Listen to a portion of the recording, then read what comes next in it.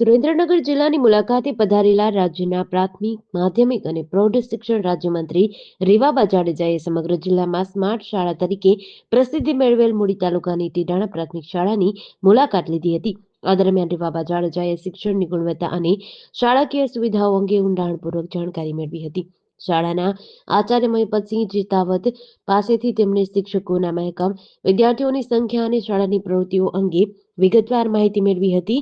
મંત્રીએ શાળાની કમ્પ્યુટર લેબની મુલાકાત લઈ વિદ્યાર્થીઓના ટેકનિકલ જ્ઞાનની ચકાસણી કરી હતી. તેમણે બાળકો સાથે કમ્પ્યુટર વિષયક પ્રશ્નોત્તરી કરી તેમનો ઉત્સાહ વધાર્યો હતો. આ ઉપરાંત તેમણે ધોરણ 3 અને 4ના વર્ગખંડોમાં જઈ વિદ્યાર્થીઓના વાંચન અને લેખન કૌશલ્યનું નિરીક્ષણ કર્યું હતું. શિક્ષકો સાથેની ચર્ચામાં બાળકોની હાજરી વધારવા અને અભ્યાસમાં તેમનો રસ જળવાઈ રહે તે માટે રચનાત્મક પ્રયાસો કરવા પર ભાર મૂક્યો હતો.